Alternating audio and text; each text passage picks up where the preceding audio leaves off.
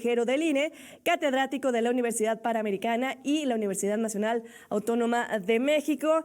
Marco, gracias por estar con nosotros. ¿Cómo va este proceso? Ya mencionaban algunos especialistas, un proceso un tanto errático. ¿Tú qué opinas?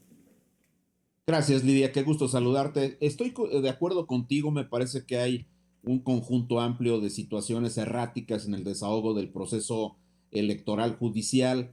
Están las listas equivocadas que presentaron desde un inicio los integrantes del Comité de Evaluación del Poder Legislativo. Está esta situación del desencuentro que tuvo el Poder Ejecutivo, la presidenta, con las consejerías del INE por el tema del presupuesto y que al final solamente va a redituar 800 millones adicionales de presupuesto para organizar esta elección.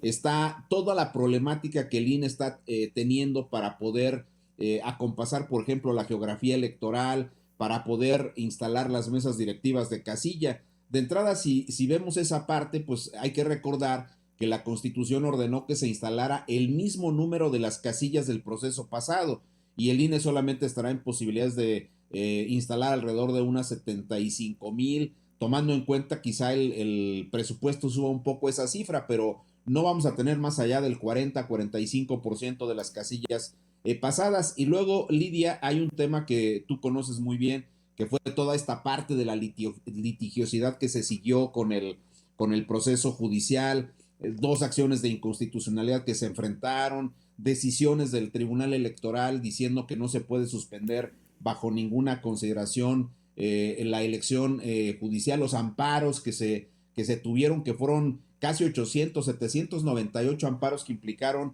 más de 300 órdenes de suspensión para que el instituto detuviera el proceso judicial. Y por si fuera poco, pues ahora nos enfrentamos a esta situación donde el comité de evaluación del Poder Judicial pues decidió presentar su renuncia, ya no estuvieron de acuerdo con la manera en que se vino desahogando este procedimiento y me parece que en un acto de congruencia pues decidieron ya no seguir y el Tribunal Electoral del Poder Judicial pues le ordenó al Senado que hiciera esta insaculación con varios errores como también ha ocurrido ahora y creo que aquí sí vale la pena señalar una cuestión.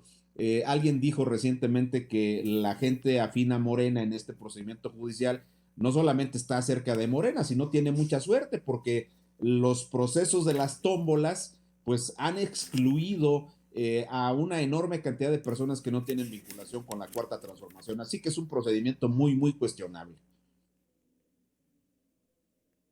Totalmente, esta transparencia se pierde. ¿Por qué esta necedad, Marco? ¿Por qué no ceden? Ya hay varios obstáculos, pero no les ha importado, han pasado sobre ellos. ¿Por qué esta importancia de poder designar a quien podría estar pues a cargo? Porque pues tal parece que así lo es, ¿no?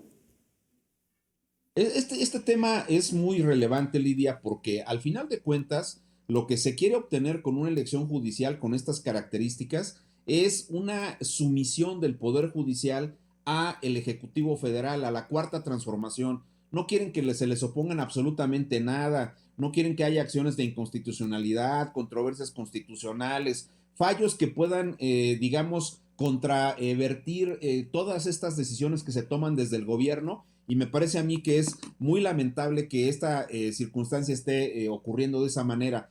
En el fondo lo que vamos a tener es una cancelación del principio de la división de poderes y creo que además una república con dos poderes públicos, como ya se vio ahora en el aniversario de la Constitución, cuando la presidenta de la República pues simplemente no quiso invitar a la presidenta a la Corte, me parece muy desafortunado que la presidenta en el escenario de un 81% de aceptación pública, en un escenario donde logró esta negociación histórica con Trump para ampliar por lo menos un mes el tema de los aranceles, haya decidido no invitar a la presidenta de la Corte. Entonces tú tuviste un acto que es eminentemente republicano con la presencia solo de dos poderes públicos. Y esto cancela, sin lugar a dudas, una de las características centrales de cómo nació, de cómo se conformó, de cómo ha evolucionado la República Mexicana. Entonces, tenemos en rigor una especie de república con dos poderes, donde el judicial, pues ahora va a ser secuestrado por la Cuarta Transformación. Adelanto que evidentemente habrá una participación ciudadana muy baja y que bastará con unos cuantos votos que de manera ilegal la gente de Morena le inyecte a las urnas para que queden las personas que ellos consideren. Todo va perfilado así, el trabajo de los comités de evaluación lo demostró, los nombres que están apareciendo ya que irían perfilados hacia la boleta electoral y por supuesto todo este conjunto de decisiones judiciales del Tribunal Electoral que lo único que han hecho es blindar los intereses no de la ciudadanía, no de la democracia mexicana, sino de la Cuarta Transformación, los designios de la presidenta y por supuesto de los legisladores. Y justo era algo que cuestionábamos desde que se puso sobre la mesa esta reforma al Poder Judicial. Entiendo perfectamente que había que transformarse, que había que innovarse. Uno de los temas, la corrupción. Pero ahora vienen con estos cambios y todo el proceso, cómo ha ido manchándose, que nos pone en duda, oye, ¿realmente están atendiendo el tema de la corrupción? Lo que parece o lo que dan a entender es que los ciudadanos están en segundo plano, ¿no? Ellos quieren la selección de aquellos que pudieran ser afines, ¿no? Literalmente ellos te invitan a la fiesta y ellos van a escoger la música que se va a poner en la fiesta. Es lo que nos da a entender con todo este panorama y con todo lo que ha estado ocurriendo, ¿cierto? Yo creo que esta metáfora que usas es muy precisa también, porque efectivamente ellos están decidiendo de qué universo integras tú las personas de la tómbola. Ellos están decidiendo quiénes van a ir a la boleta y ellos son los que tienen al final de cuentas el poder en el país para poder tener una cierta movilización que aunque va a resultar ilegal, y para el baile vamos y más adelante me das un espacio, ya estaremos comentando cómo se están evidenciando pues estas campañas Claro. indebidas de parte de Morena en favor de dos o tres personas y efectivamente ellos ponen a un poder judicial que es el que necesitan y creo que además en un acto ya extremo de cinismo como el discurso de ayer que tuvo Fernández Noroña cuando alude a los candidatos del Poder Judicial acusando a la Corte de que estaban poniendo candidatos afines cuando no había candidatos suficientes y simplemente algunos pasaron de manera directa. ¿Y por qué le molestó tanto a Fernández Noroña y a otras voces del morenismo? Bueno, les molestó simple y sencillamente porque no pudieron quitar a algunos de los que se fueron en esa lista. Ahí se fue Marisela Morales, se fueron otras personalidades que no están en la lista ni del Ejecutivo ni del Legislativo, pero que se fueron directo a la boleta porque simple y llanamente ya no había más personas para poder realizar la famosa insaculación, la famosa tómbola. Entonces, pues sí, es una elección a modo, es una elección que, insisto, tiene la complicidad del Tribunal Electoral y que me parece a mí que además en un esquema donde se han venido ventilando también muchas discusiones y asuntos lamentables de la presidenta del INE, pues creo que eso va generando pues mayor convicción respecto a que sí existe una especie de amaño para la organización de esta elección que simplemente va a anular por la vía de los hechos el principio de la división de poderes y va a dejar a un conjunto de personas que tomarán decisiones en la actividad jurisdiccional en favor de Morena.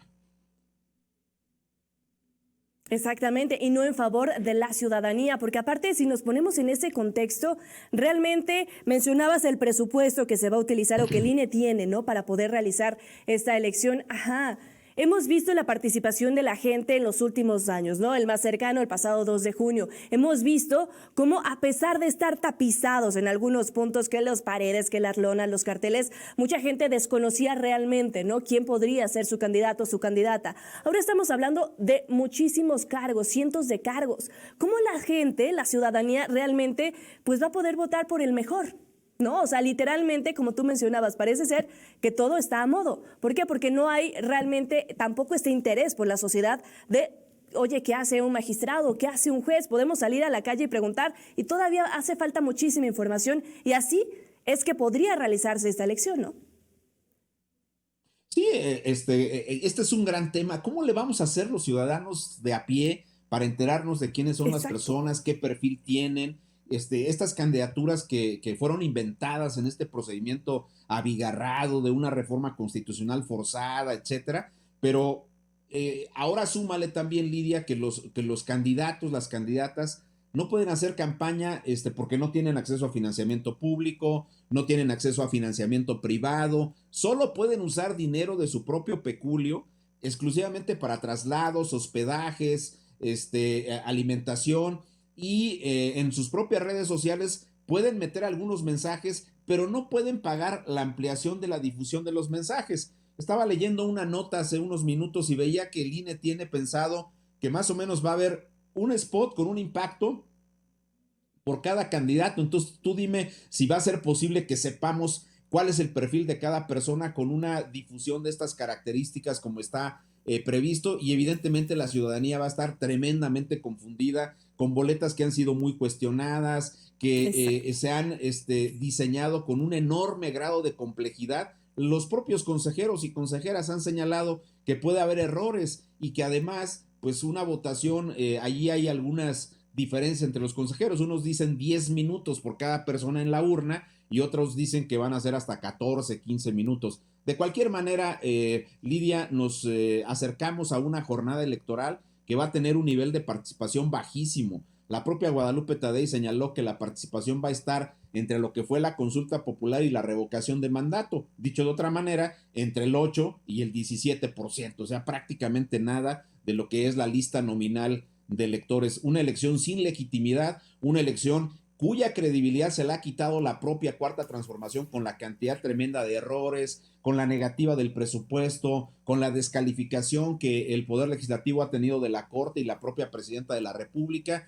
y por un conjunto amplio de decisiones del Tribunal Electoral absolutamente cuestionables que han ido en contra incluso de las sentencias de amparo.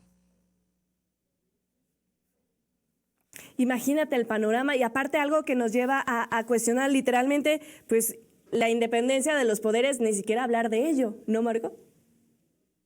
No, la independencia del judicial está completamente anulada. La del legislativo se anuló con López Obrador. O sea, llevamos 6 años y medio en una ausencia absoluta de una división de poderes entre el ejecutivo y el legislativo. El legislativo volvió a ser, como en las mejores épocas del PRI, una caja de resonancia de las decisiones del titular del poder ejecutivo, y está completamente anulado. No hay ningún contrapeso del legislativo hacia el ejecutivo, y el judicial, a partir de que concluya esta elección en junio, en agosto, que ya estén las personas que resulten electas, pues va a desaparecer completamente el único reducto de controles constitucionales que teníamos frente a la actuación de López Obrador en su momento, y ahora de Claudia Sheinbaum, que ya vimos que no le importa que un acto republicano establecido en la propia Constitución pues pueda ser acompañado por los tres poderes. Ya no hay tres poderes en este país, hay un solo poder dibujado de una nueva autocracia, donde obviamente lidera la presidenta de la República, donde el Congreso pues es un esquema de acompañamiento junto con los congresos locales, y donde el Poder Judicial está en proceso de extinción. Y vaya panorama, Marco, te agradezco muchísimo tu tiempo para Mega Noticias. Estoy segura vamos a coincidir porque el tema da para muchísimo más. Marco Baños, ex consejero del INE, catedrático de la Universidad Panamericana y de la Universidad Nacional Autónoma de México. Muchísimas gracias, Marco. Vamos a ir a una muy breve pausa y continuamos con más aquí en A Debate.